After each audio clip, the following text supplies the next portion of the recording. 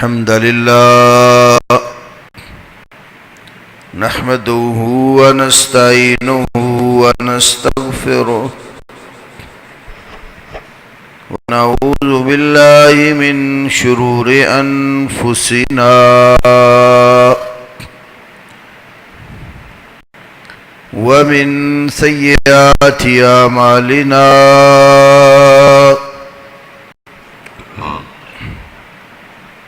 من يهده الله فلا مضل له ومن يضلل فلا هادي له وأشهد أن لا إله إلا الله وحده لا شريك له وأشهد أن محمدًا عبده ورسوله أما بعد فأعوذ بالله السميع العليم من الشيطان الرجيم من همزه ونفخه ونفسه بسم الله الرحمن الرحيم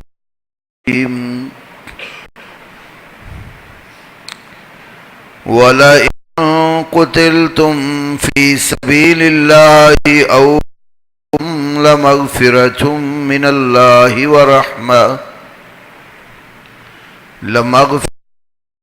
الله ورحمة خير مما يجمعون ولئن متم أو قتلتم لإلى الله تحشرون فبما رحمة من الله لنت لهم ولو كنت فظا غليظ القلب لانفضوا من حولك فاعف عنهم واستغفر لهم وشاورهم في الأمر فإذا عزمت فتوكل على الله إن الله يحب المتوكلين رب اشرح لي صدري ويسر لي أمري واحلل عقدة من لسانه يفقهوا قولي اللهم صل على محمد وعلى آل محمد كما صليت على إبراهيم وعلى آل إبراهيم إنك حميد مجيد اللهم بارك على محمد وعلى آل محمد كما باركت على إبراهيم وعلى آل إبراهيم إنك حميد مجيد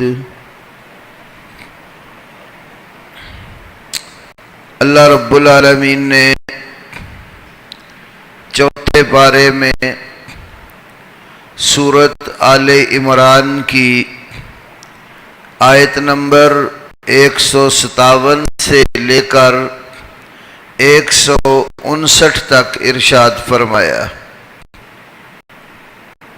اور یقیناً اگر تم اللہ کی راہ میں قتل کر دیے جاؤ یا مارے جاؤ، بلا شبہ اللہ تعالیٰ کی طرف سے بہت بڑی بخشش اور عظیم رحمت ان تمام چیزوں سے بہتر ہے جو تم جمع کرتے ہو۔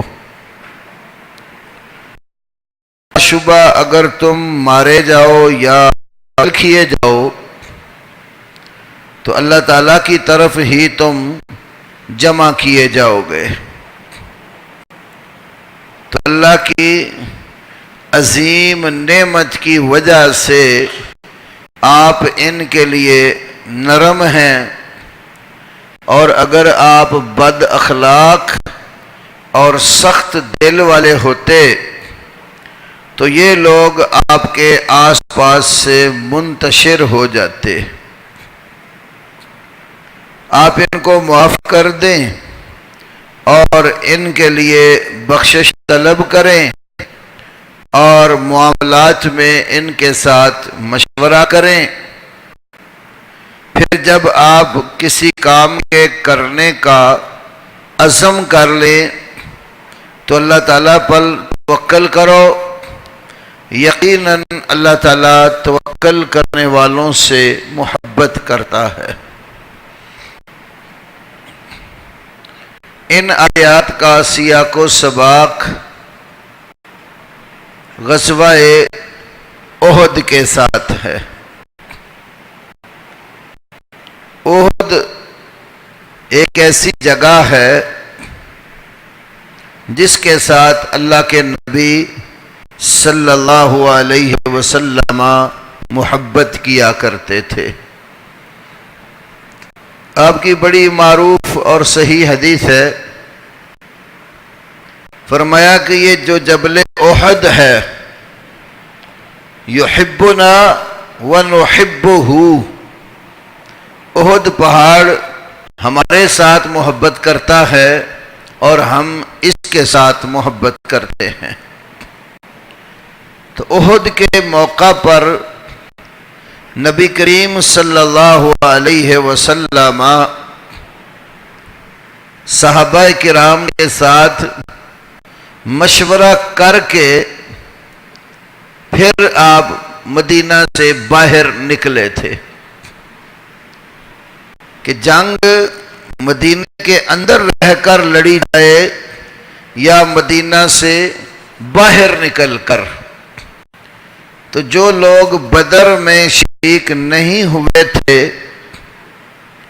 بعد میں بدر کے مسلمان ہوئے، ان کی رائے یہ تھی کہ جنگ باہر نکل کر لڑی جائے، اور باقی صحابہ کرام کی رائے یہ تھی کہ مدینہ کے اندر رہ کر اپنا دفاع کیا جائے۔ تو جو غیر بدری تھے آپ صلی اللہ علیہ وسلم نے ان کا مشورہ قبول کیا اور احد کے لیے آپ صلی اللہ علیہ وسلم صحابہ کو ساتھ لے کر نکل پڑے۔ پھر غزوہ احد کے اندر ایک دفعہ تو اللہ رب العالمین نے آپ صلی اللہ علیہ وسلم اور آپ کے صحابہ کرام رضوان اللہ علیہم اجمعین کو فتح سے نواز دیا، اور کفار مکہ احد کے میدان سے بھاگ نکلے۔ نبی صلی اللہ علیہ وسلم نے اپنے صحابی کی قیادت میں 50 تیر اندازوں کا ایک لشکر جبل رومات کے اوپر بٹھایا تھا۔ یہ جبل رومات، رومات رامی کی جمع ہے، اور رامی تیر انداز کو کہتے ہیں۔ تو رومات تیر انداز لوگ جو اچھی طرح تیر چلانا جانتے تھے، انہی کی وجہ سے اس پہاڑی کا نام جبل رومات رکھا گیا کہ وہاں آپ نے 50 تیر انداز صحابہ کرام کو درے پر بٹھایا تھا۔ یہ جبل رومات آج بھی میدان احد کے اندر موجود ہے۔ اگرچہ اتنی زیادہ بلند پہاڑی نہیں رہی، لیکن پہاڑی کی علامت اور اونچائی اب بھی کافی حد تک وہاں موجود ہے۔ تو نبی صلی اللہ علیہ وسلم نے ان صحابہ کو یہ کہا تھا کہ جب تک میری طرف سے تمہیں حکم نہ آئے تم نے یہ جگہ نہیں چھوڑنی۔ جب کافر بھاگ نکلے اور وہ احد کی بیک سائیڈ پر جرف کی جگہ دوڑ گئے، مقام جرف آج بھی جہاں پر سعودی عرب نے قرآن حکیم چھاپنے کے لیے شافاد قرآن کمپلیکس بنایا ہے، اس کے پاس ہے مقام جرف، وہ جو مدینہ کی حدود حرم ہے اس سے باہر ہے۔ وہاں تک پہنچ گئے تو جو صحابہ پہاڑی کے اوپر تھے انہوں نے سمجھا اب کافر بھاگ گئے ہیں، شکست ہو گئی ان کو، تو نبی علیہ السلام کے حکم کا مقصد بھی یہی تھا، تو کہنے لگے کہ اب ہم بھی اپنے بھائیوں کے ساتھ مل کر احد کے میدان میں غنیمت کا مال جمع کرتے ہیں۔ کچھ صحابہ نے کہا نہیں، نبی صلی اللہ علیہ وسلم کا حکم نہیں آیا، جب آپ حکم فرمائیں گے تو ہم یہاں سے اتریں گے۔ خیر کچھ وہاں بیٹھے رہے اور باقی صحابہ میدان احد میں اتر آئے۔ خالد بن ولید رضی اللہ عنہ وہ اس وقت ابھی مسلمان نہیں ہوئے تھے اور جنگی حکمت عملی کو وہ بڑی اچھی طرح جانتے تھے۔ انہوں نے مڑ کر جب پیچھے دیکھا تو پہاڑی کے اوپر اتنے لوگ نہیں ہیں جتنے پہلے تھے، تو واپس پلٹ کر پہاڑی کی بیک سائیڈ سے چڑھ کر حملہ کر ڈالا، اور اس حملے کا نقصان مسلمانوں کو بہت زیادہ ہوا۔ یکدم مسلمانوں میں بھگدڑ مچ گئی، بکھر گئے، منتشر ہو گئے، حتیٰ کہ نبی کریم صلی اللہ علیہ وسلم کے بارے میں یہ افواہ پھیل گئی کہ آپ کو شہید کر دیا گیا ہے۔ آپ صلی اللہ علیہ وسلم کے یہ جو سامنے والے بڑے 4 دانت ہوتے ہیں جن کو رباعیہ کہا جاتا ہے، ان میں سے ایک دانت بھی شہید ہو گیا، اور جو سر کے اوپر لوہے کی ٹوپی جس کو خود کہتے ہیں اور عربی میں مغفر، وہ بھی آپ صلی اللہ علیہ وسلم کے سر میں چبھ گئی اور اس کی وجہ سے سر بھی زخمی ہو گیا۔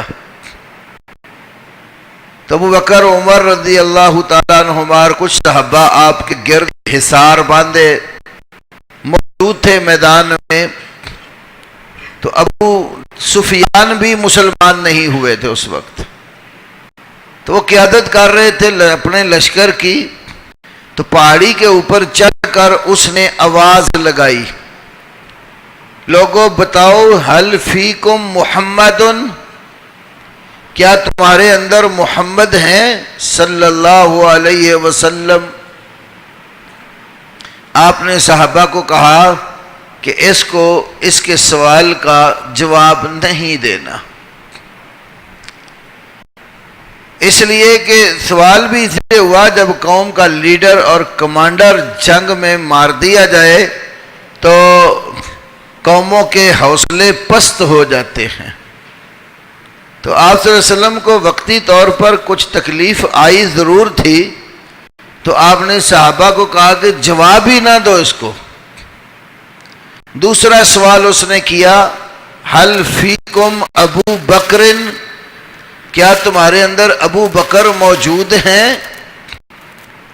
یہاں سے ایک بات یہ سمجھ آتی ہے کہ کفار بھی یہ بات سمجھ چکے تھے کہ محمد کریم صلی اللہ علیہ وسلم کے بعد ابو بکر صدیق کا ہی نام آتا ہے۔ آج کئی لوگ اسلام کا نام لے کر بھی یہ بات نہیں سمجھے، وہ کہتے ہیں کہ نبی صلی اللہ علیہ وسلم کے بعد ابو بکر نہیں ہے، آپ کے بعد تو مولا علی کا نام آتا ہے۔ تو ابو سفیان نے یہ نہیں کہا حل فیکم علی، حل فیکم عباس، حل فیکم جعفر، تمہارے اندر علی، عباس، جعفر یا اس طرح کے دوسرے آپ کے قریبی خاندان کے لوگ کسی کا نام نہیں لیا اس نے کہا حل فیکم ابو بکر، کیا تمہارے اندر ابو بکر ہیں؟ آپ نے فرمایا اس سوال کا جواب بھی نہیں دینا۔ پھر اس نے دوبارہ تیسرا ایک اور سوال کیا، حل فیکم عمر، کیا تمہارے اندر عمر ہیں؟ یہاں بھی نہیں کہا کیا تمہارے اندر علی ہے۔ ابو بکر اور عمر، اللہ اکبر، بہت سارے مقامات ایسے حدیث کی کتابوں میں ملتے ہیں، نبی علیہ السلام کا تذکرہ آتا ہے تو اصحاب رسول کا تذکرہ جب آتا ہے ابو بکر عمر، ابو بکر عمر۔ وہ بھی مشہور حدیث ہے، اود پہاڑ پر جب آپ تو اود پہاڑ ہلنے لگا، آپ نے کیا فرمایا؟ اثبت یا احد فإن علیک نبی و صدیق و شہیدان۔ احد ٹھہر جا، ہلنا، بلا شبہ تیرے اوپر ایک نبی، ایک صدیق اور 2 شہید ہیں۔ کون تھے وہ لوگ؟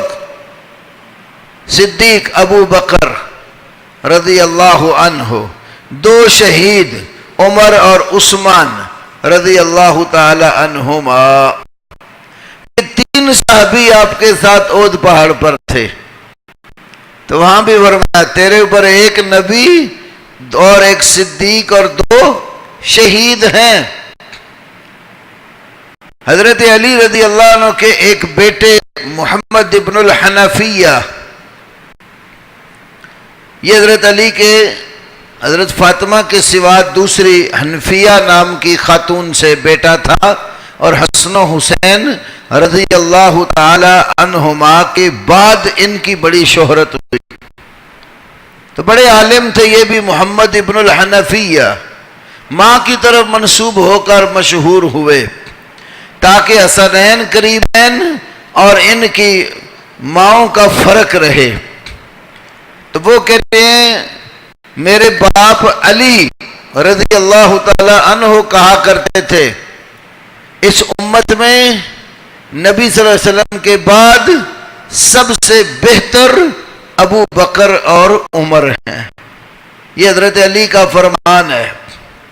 اور کوفہ میں جس جامع مسجد کے اندر سیدنا علی رضی اللہ تعالی عنہ خطاب فرمایا کرتے تھے، اس مسجد میں اپنے منبر پر کھڑے ہو کر ایک دفعہ آپ نے فرمایا، یہ روایت اہل السنہ اہل الحدیث کی کتابوں میں امام ابن عساکر کی تاریخ دمشق میں ہے، اور شیعہ حضرات کی کتابوں میں سے رجال کشی مشہور کتاب ہے اس میں موجود ہے کہ حضرت علی نے کیا فرمایا، من یفضلنی علی ابی بکر و عمر لأجلدنہ حد المفتری، جو شخص مجھے ابو بکر اور عمر کے اوپر فضیلت دے گا میں اس کو ایک تہمت طراز کی حد نافذ کروں گا۔ جو کسی پر افترا کرتا ہے، جھوٹ باندھتا ہے، جھوٹ باندھنے کی جو سزا ہے میں اس کو وہ دوں گا۔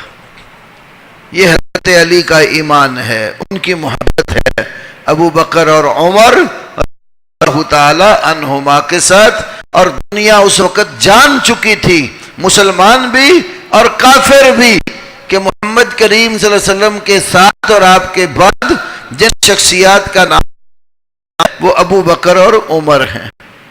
اس لیے کفار کی طرف سے یہی سوال پوچھا گیا، محمد صلی اللہ علیہ وسلم ہے، پھر پوچھا کہ ابو بکر ہے، پھر جواب نہیں دیا، پھر پوچھا عمر ہے، پھر بھی جواب نہیں دیا۔ جب تینوں سوالوں کے جواب نہیں دیے گئے، انہوں نے سمجھ لیا کہ یہ تینوں ہی قتل کر دیے گئے ہیں، تو اب ہم جو ہے نا وہ اپنی فتح کا نعرہ مارنا چاہیے۔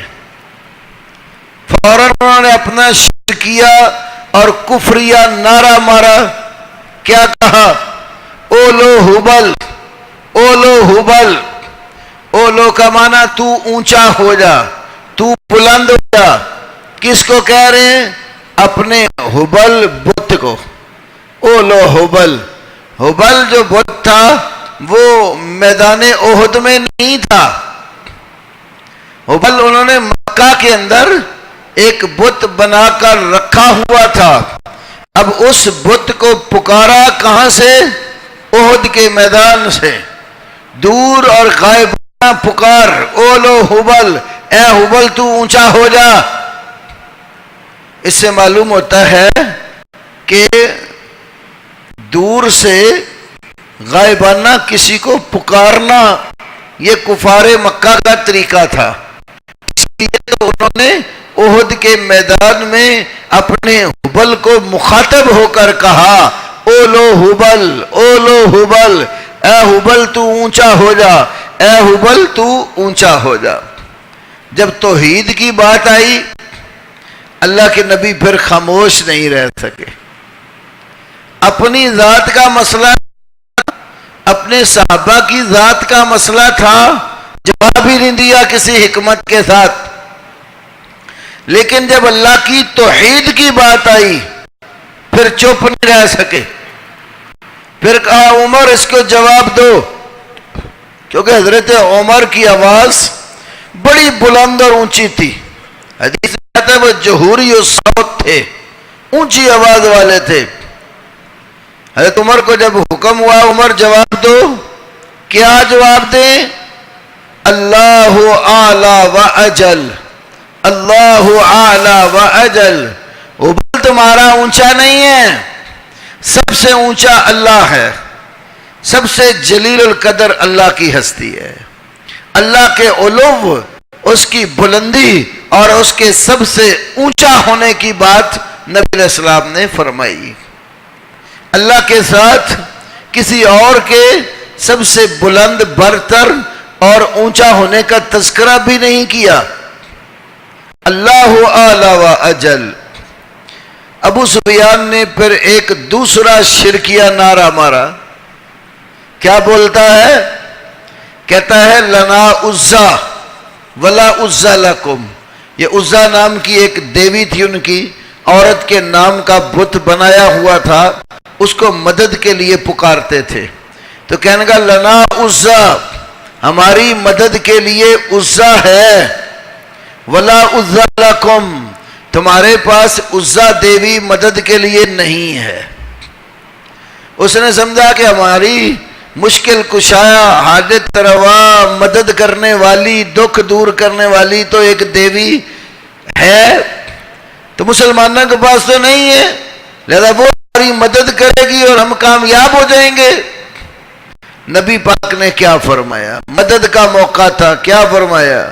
اللہ مولانا ولا مولا لکم، اللہ ہمارا مددگار ہے اور تمہارا مددگار کوئی نہیں ہے۔ اللہ مولانا، یہ جو لفظ مولا ہے یہ عربی زبان میں کئی ایک معنوں کے لیے استعمال ہوتا ہے۔ مولا لفظ ولی سے بنا ہے، اس کا روٹ ورڈ اور بنیادی مادہ اور ماخذ ولی ہے، واو لام اور یا۔ تو ولی کا معنی ہوتا ہے دوست، اسی سے لفظ ولایت بنا ہے، ولایت، دوستی۔ اس کے مقابلے میں لفظ آتا ہے عداوت، عداوت کا معنی ہوتا ہے دشمنی۔ ولایت اور عداوت، یا اسلامی ایک اصطلاح ہے عقیدے کی، ولا اور برا، ولا دوستی، برا کسی سے برات اور بیزاری ظاہر کرنا۔ تو دوست کے معنوں میں لفظ ولی اور مولا اللہ کے لیے بھی ہے، جبریل امین کے لیے بھی ہے، تمام ایمان والوں کے لیے بھی ہے، ہر مومن مولا ہے۔ اللہ تعالیٰ نے سورہ تحریم کے اندر جہاں نبی پاک صلی اللہ علیہ وسلم کا اور آپ کی کچھ ازواج کا ذکر خیر فرمایا تو اس جگہ پر ذکر کیا فَإِنَّ اللَّهَ هُوَ مَوْلَاهُ وَجِبْرِيلُ وَالصَّالِحُ الْمُؤْمِنِينَ، کہ نبی علیہ السلام کا مولا اللہ ہے، جبریل ہے، تمام نیک ایمان والے ہیں۔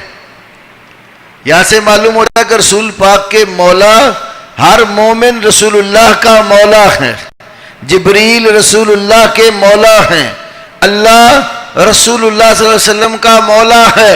فَإِنَّ اللَّهَ هُوَ مَوْلَاهُ وَجِبْرِيلُ وَالصَّالِحُ الْمُؤْمِنِينَ۔ یہاں مولا بمانے دوست ہے، رسول اللہ کے ساتھ دوستی اللہ کی ہے، جبریل امین کی ہے، اور تمام ایمان والوں کی ہے۔ اگر یہ معنی کریں کہ یہاں مولا بمانے مددگار ہے تو مطلب یہ ہوا کہ ہر شخص جو ایمان والا ہے وہ رسول اللہ کا مددگار ہے، اور اللہ کے نبی کو بھی ان مددگاروں کی ضرورت ہے اور ان کو پکارنا پڑتا ہے۔ اس بات کا کوئی مسلمان بھی قائل نہیں ہوگا کہ نبی پاک کو مشکل آئے تو وہ ہر مومن میں سے جس کو چاہے آواز دے دیں، نہیں۔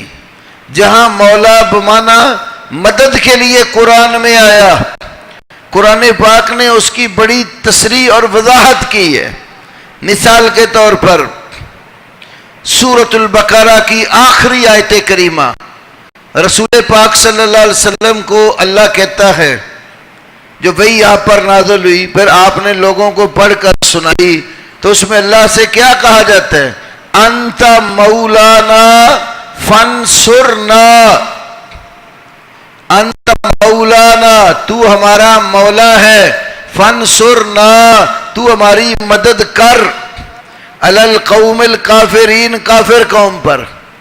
جہاں اللہ کے لیے لفظ مولا بمانے مدد آیا، ساتھ ہی مدد کا لفظ بھی ذکر کر دیا تاکہ کسی کو کوئی شک اور شبہ نہ رہے۔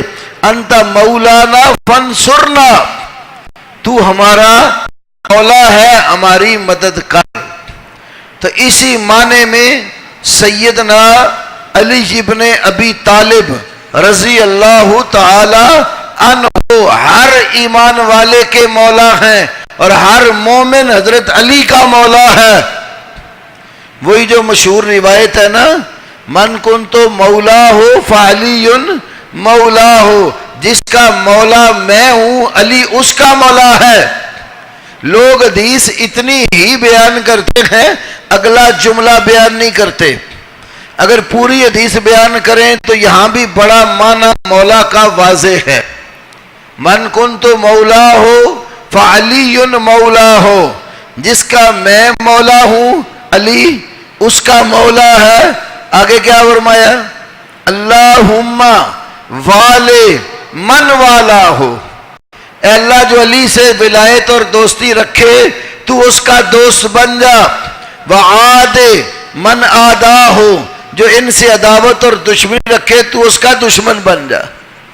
حدیث کا اگلا جملہ یہ بات بتاتا ہے کہ یہاں دوستی اور دشمنی کی بات ہو رہی ہے، اسی لیے جس کے دوست نبی پاک صلی اللہ علیہ وسلم ہیں، حضرت علی بھی اس کے دوست ہیں۔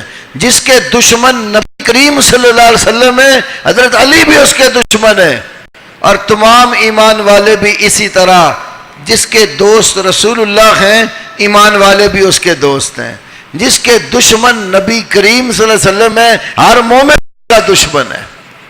تو یہ دوستی اور دشمنی کا معنی بھی دیتا ہے اور مددگاری کا معنی بھی دیتا ہے۔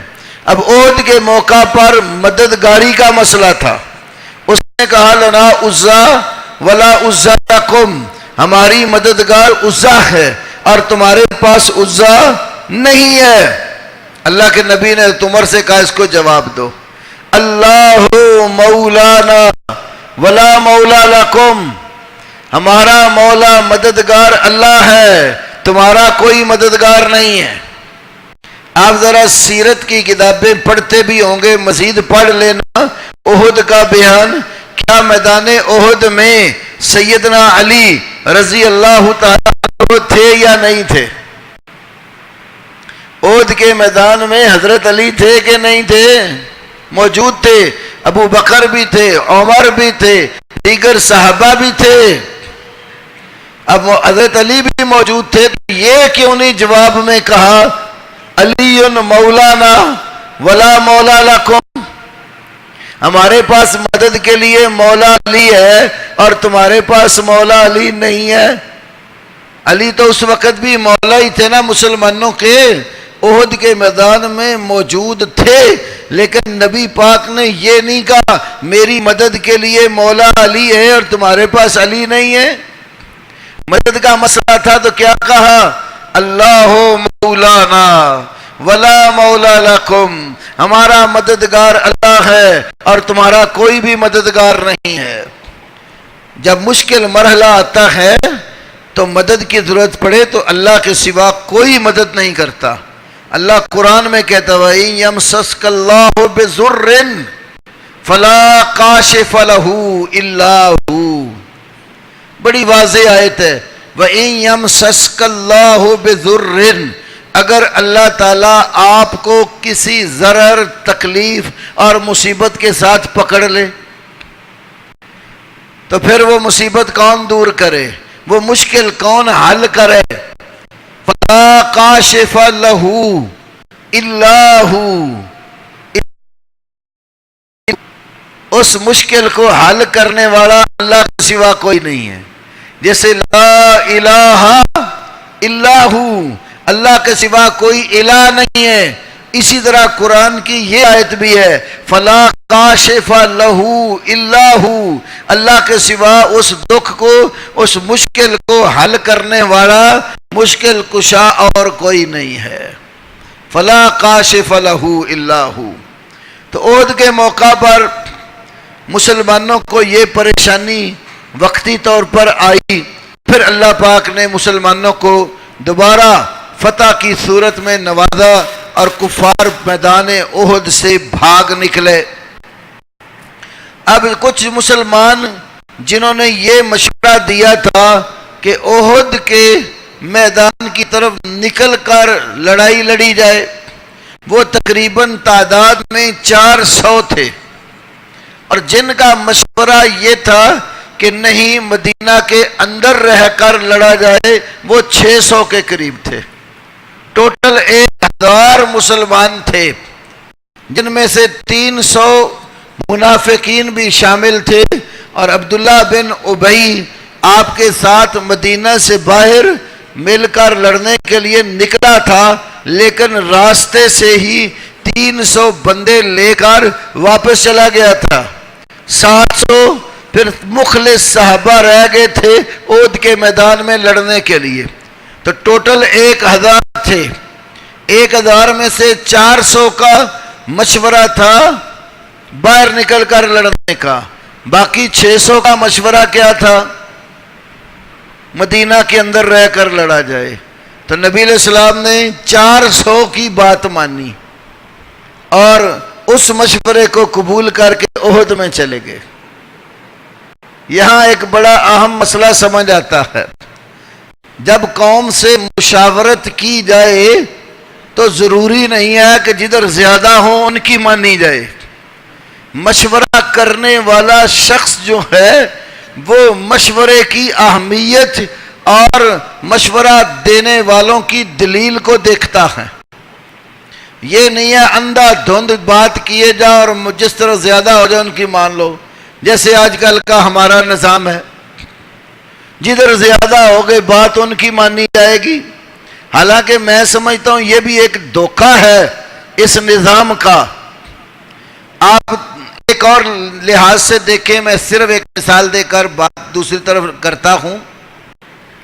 ایک حلقے میں 10 بندے الیکشن کے لیے کھڑے ہیں، 10 میں سے ایک جیت جاتا ہے کہ تعداد میں ہر ایک سے زیادہ نکلے، 9 بندے ہار گئے۔ اب وہ جو 9 بندے ہار گئے ہیں، ان سب کی جو عوام ان کے ساتھ ہے، یہ جو ایک بن گیا ہے اس کو تو پسند نہیں وہ کرتے۔ اگر اس کو پسند کرتے ہوتے تو اس کو ووٹ دیتے، انہوں نے اس کو ووٹ نہیں دیا، اپنے پسندیدہ کینڈیڈیٹ کو ووٹ دیا۔ وہ 9 کے 9 لوگ، ان کی عوام اس ایک کو قبول نہیں کرتی۔ اگر وہ سارے جمع کریں تو اس سے زیادہ بنے، اکثریت نے اس کو قبول کیا یا رد کیا؟ عجیب سا نظام ہمارے اوپر مسلط ہے، نام اکثریت کا لیا جاتا ہے اور بات اکثریت والی بھی کوئی نہیں ہوتی۔ اسلام ہمیں بتاتا ہے کہ لوگوں کی جو آراء ہے ان کی آراء کو پرکھا جاتا ہے، گنا نہیں جاتا بندوں کو، آراء دیکھی جاتی ہے۔ اگر بندوں کو گنا جاتا تھا تو آپ 600 بندوں کی بات مان کر مدینہ کے اندر رہتے، عہد میں نہ جاتے۔ عہد میں صرف ان لوگوں کی رائے تھی جو بدر میں حاضر نہیں ہوئے تھے، باقی سب کی رائے یہی تھی کہ مدینہ کے اندر رہ کر لڑا جائے۔ پھر اللہ کے نبی صلی اللہ علیہ وسلم کو جب صحابہ اب جو باہر نکل کر لڑنے کی رائے دے چکے تھے تو وہ تھوڑے تھے، وہ ذرا پریشان ہوئے، ہماری وجہ سے آپ نکلے اور آپ کو دکھ آیا، تکلیف آئی، دان شہید ہوئے۔ تو اللہ نے دلاسا دیتے ہوئے کہا فَبِمَا رَحْمَةٍ مِّنَ اللَّهِ لِنْتَ لَهُمْ، آپ اللہ پاک کی بڑی عظیم رحمت کی وجہ سے اپنے ان ساتھیوں کے لیے نرم ہیں۔ وَلَوْ كُنْتَ فَظًّا، اگر آپ بد خلق ہوتے، غلیظ القلب، سخت دل والے ہوتے۔ یہاں رسول پاک صلی اللہ علیہ وسلم کی شان، آپ کا مقام اور آپ کی عظمت اللہ بیان کر رہا ہے۔ اللہ نے اپنے نبی کو امت کے لیے بڑا نرم دل بنایا، اللہ نے اچھے اخلاق بنایا، زبان بھی میٹھی تھی اور آپ کے اعمال بھی اور تعلقات بھی قوم کے ساتھ بڑے عمدہ تھے، سخت لہجے سے بات نہیں ہے۔ فرمایا غلیظ القلب، سخت دل والے، اکھڑ مزاج ہوتے تو لن فضو من حولک، آپ کے آس پاس بیٹھنے والے لوگ سب منتشر ہو جاتے، کوئی بھی آپ کے پاس نہ بیٹھتا۔ آپ کے قریب بیٹھنے کا سبب بھی یہ ہے آپ اپنے اصحاب کے لیے نرم ہیں۔ پھر فرمایا فَاعْفُ عَنْهُمْ، اپنے ساتھیوں کو معاف کر دو، وَاسْتَغْفِرْ لَهُمْ، ان کے لیے اللہ سے بخشش مانگو۔ اور صحابہ کو دلاسا دیا وَشَاوِرْهُمْ فِي الْأَمْرِ، وَشَاوِرْهُمْ فِي الْأَمْرِ، اور معاملات میں ان سے مشورہ کرو۔ مشورہ ہر اس کام میں کیا جاتا ہے جس کام میں اللہ کی طرف سے وحی کر کے کوئی حکم نہ دیا گیا ہو۔ انتظامی معاملات، تدبیری امور میں مشورہ کیا جاتا ہے، لیکن جہاں وحی ہو، اللہ کا حکم ہو، اس کے بارے میں مشورہ نہیں ہوتا۔ مثال کے طور پر سب مسلمان سمجھتے ہیں کہ سود حرام ہے، کوئی مسلمان ایسا نہیں ہے جو یہ کہتا ہو کہ سود حلال ہے، خواہ کھانے والا ہو یا نہ کھانے والا ہو، ہر مسلمان یہ سمجھتا ہے کہ سود حرام ہے۔ کیوں؟ اللہ نے اور اللہ کے نبی صلی اللہ علیہ وسلم نے اس کی حرمت بیان کی ہے۔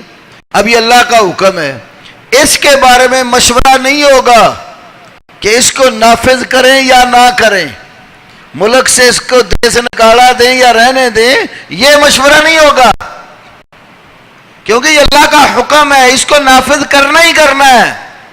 اس کی حرمت کا تقاضا ہے کہ اس کو ختم کیا جائے، لیکن ہمارا نظام یہ کہے گا نہیں، اسمبلی میں لے آؤ، اکثریت اس کو پاس کرے گی تو ٹھیک ہے، اکثریت اس کے حق میں ہوگی تو یہ ملک میں رہے گا، اکثریت اس کے خلاف ہوگی تو اس کو ختم کریں گے۔ تو یہ نظام اللہ اور اس کے رسول کے حکم کے اوپر ایک حاکم بن کے بیٹھا ہوا ہے، جبکہ اسلام کیا کہتا ہے؟ جہاں وحی ہو وہاں مشورہ نہیں ہے، اور مشورہ وہاں ہے جہاں اللہ تعالیٰ کا کوئی واضح حکم یا نبی پاک صلی اللہ علیہ وسلم کا واضح حکم نہیں ہے۔ معاملات ہیں، آپ کوئی تدبیری مسئلہ ہے تو اس میں مل کر مشاورت کر کے اپنا مسئلہ حل کرو۔ پھر مشورہ بھی ہر کسی سے نہیں لیا جاتا، جو مشورے کا اہل ہوتا ہے مشورہ اسی سے لیا جاتا ہے۔ مثال کے طور پر دیوار بنانی ہو، کوئی گھر تعمیر کرنا ہو تو ہر کس سے مشورہ نہیں ہوگا، مشورہ اس سے لیا جائے گا جو دیوار بنانا جانتا ہے، جو گھر بنانا جانتا ہے، ایسے لوگوں سے مشورہ لیا جائے گا۔ اور جس نے کبھی کوئی اینٹ بھی نہ لگائی ہو اس سے مشورہ نہیں کیا جاتا۔ وشاور فی الامر کا تقاضا ہے کہ مشورہ اہل لوگوں سے کیا جاتا ہے۔ کوئی طبی مسئلہ ہے تو مستریوں سے مشورہ نہیں لیں گے، علماء سے مشورہ نہیں لیں گے، وہ طب جاننے والے حکامہ اور ڈاکٹر حضرات سے مشورہ لیا جائے گا۔ تو جس شعبے کا کوئی شخص ہے اس شعبے کا کام ہو تو ان سے مشورہ لیتے ہیں، جو اس کا اہل نہیں ہوتا اس سے مشورہ نہیں لیا جاتا۔ یہاں تو ہر کس و نقص کی رائے ایک پرچی کی صورت میں وہ باکس میں ڈال دی جاتی ہے، خواہ وہ اہل ہے یا نہیں ہے، گنتی کرنی ہے بس۔ تو اللہ نے اپنے نبی سے کہا وَشَاوِرْهُمْ فِي الْأَمْرِ، معاملات میں آپ ان سے مشورہ کیا کریں۔ سورہ شورا میں فرمایا وَأَمْرُهُمْ شُورَى بَيْنَهُمْ، ان کے معاملات بامی مشاورت سے کیے جائیں۔ مشورہ میں ایک اور بات بھی ہے، جس سے مشورہ لیا جاتا ہے لازم نہیں ہے کہ اس کی بات کو ضرور مانا جائے۔ آپ 8-10 بندے ایک فیلڈ کے ہیں، ان سے مشورہ لیتے ہیں اور مشورہ ہر ایک کا مختلف ہوتا ہے، مشورہ لینے والے کو اختیار ہے ان سب میں سے جس کی بات اس کو وزنی محسوس ہو اس کے اوپر عمل کرے، کیونکہ اللہ آگے فرماتے ہیں اسی آیت میں وَشَاوِرْهُمْ فِي الْأَمْرِ فَإِذَا عَزَمْتَ فَتَوَكَّلْ عَلَى اللَّهِ، جب کوئی کام کرنے کا آپ ارادہ کر لیں پھر اللہ پر بھروسہ کر کے وہ کام کر گزریں۔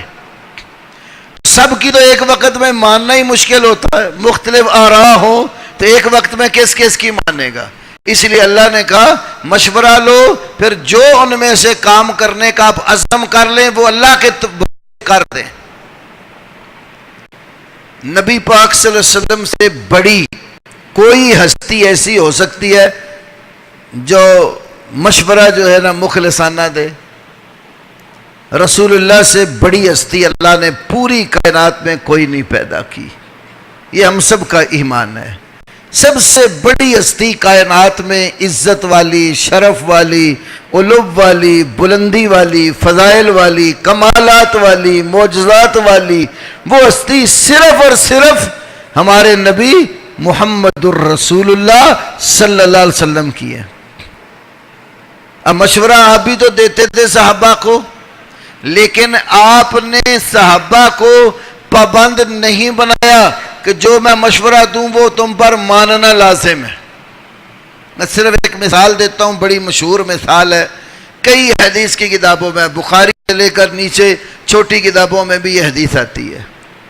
رسول اللہ صلی اللہ علیہ وسلم کے صحابہ میں سے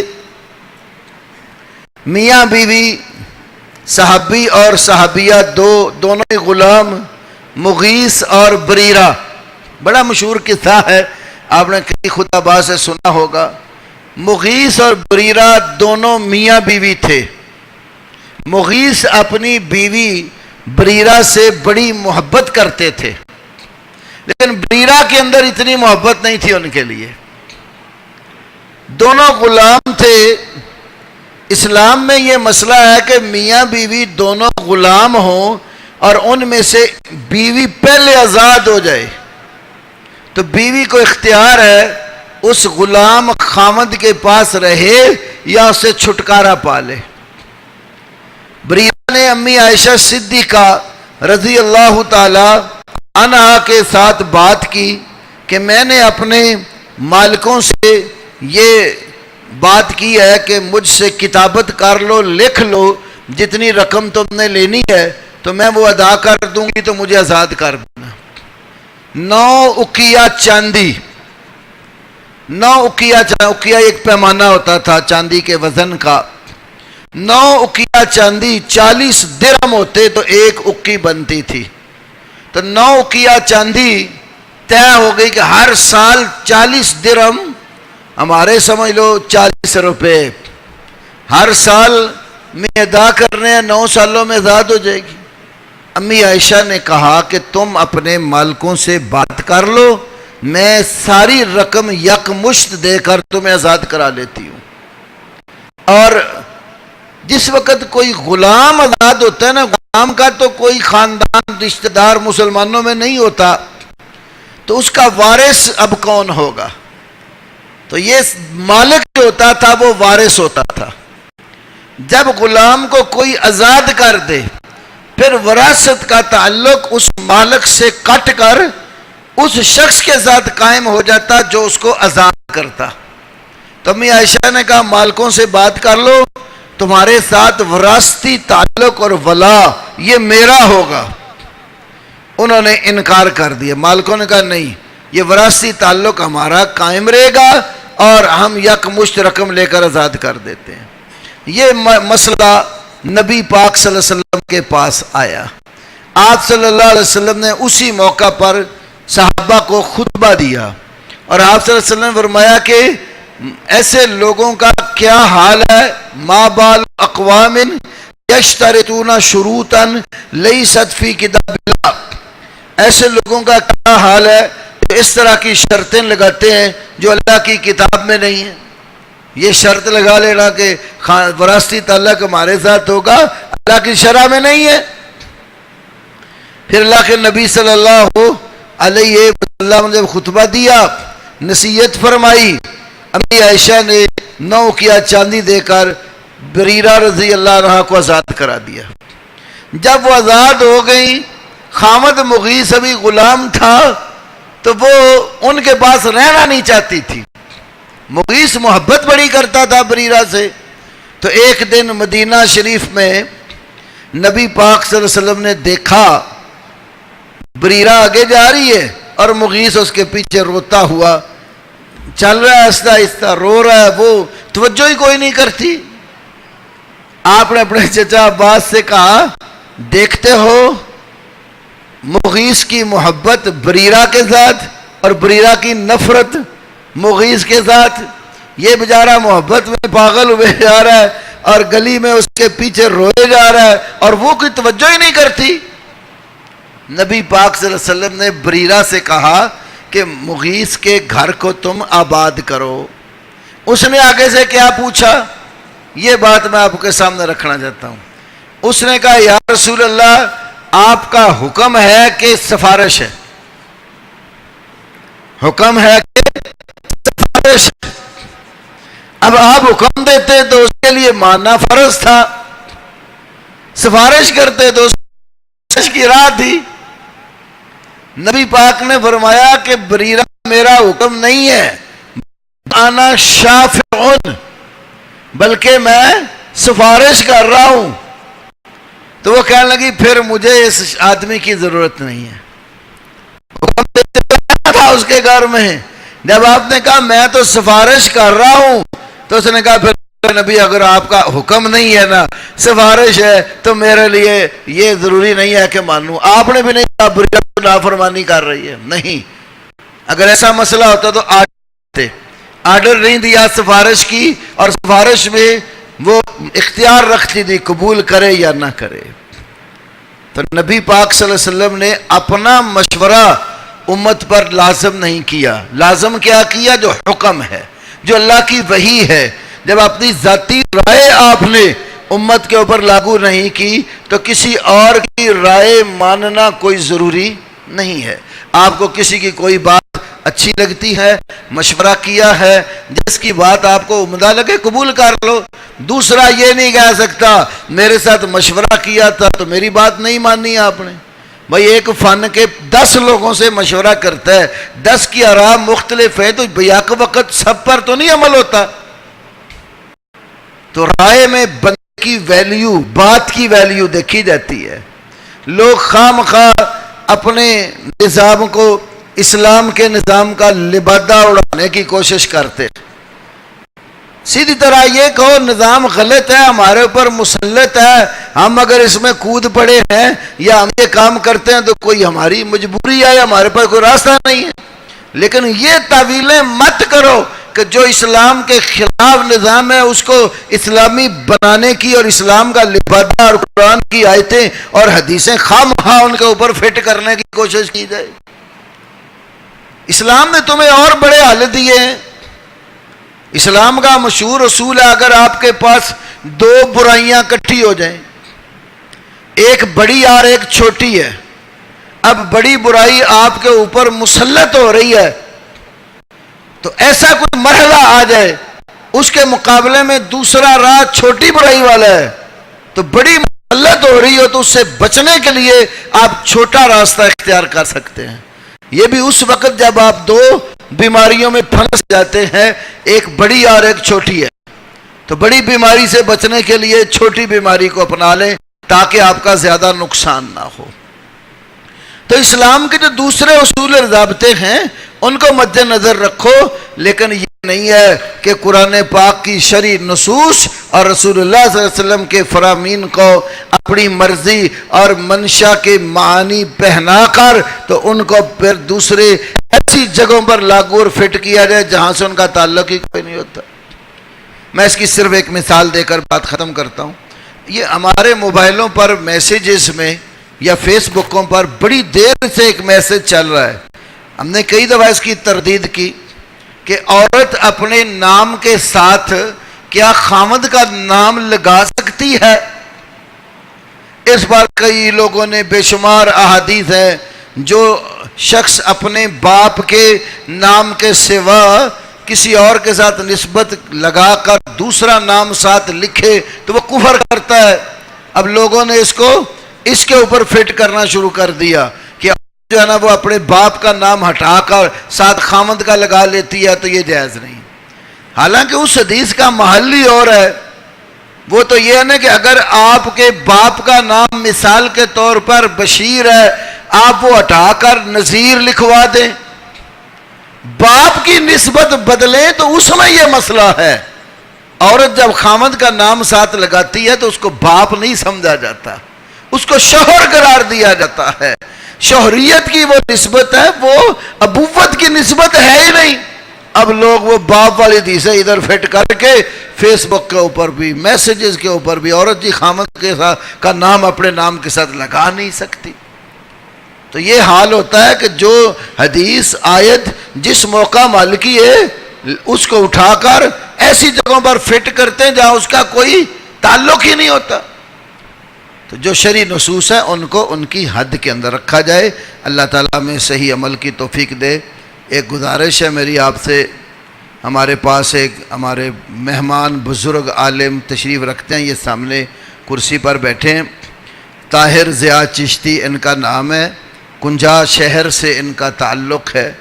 تو بیچارے کافی دیر سے کینسر کے مرض میں مبتلا ہو گئے, جتنا ہو سکا تھا علاج کراتے رہے اور جو کچھ پاس تھا وہ سب خرچ کر بیٹھے. اب انہوں نے ڈاکٹروں سے جو مشورہ کیا تو 13 لاکھ روپے کی ضرورت پڑی. 12 لاکھ ان کے پاس جمع ہو گیا ہے, اس سے اوپر ان کی ابھی ضرورت باقی ہے. تو آج ہمارے پاس تعاون کے لیے آئے ہیں. نماز کے بعد سارے بھائی ان کے ساتھ تعاون کرتے جائیں. عالم دین ہیں اور اللہ تعالیٰ نے ان کو مستقیم نصیب فرمایا ہے, تو اس سلسلے میں ہمیں ان کی نصرت اور مدد کرنی چاہیے. ایسا کوئی بھی بھائی ہو جو پریشان حال ہو, تنگ دست ہو اور اللہ نے ہمیں مالی وسعت دی ہو تو ہمارا حق ہے ہم اس کی نصرت اور مدد کریں, کیونکہ اللہ کے نبی نے فرمایا من کان فی حاجت اخی کان اللہ فی حاجت ہی. جو شخص اپنے بھائی کی ضرورت میں ہوتا ہے قیامت والے دن اللہ اس کی ضرورت کو پورا کرے گا. وآخر دعوانا الحمدللہ.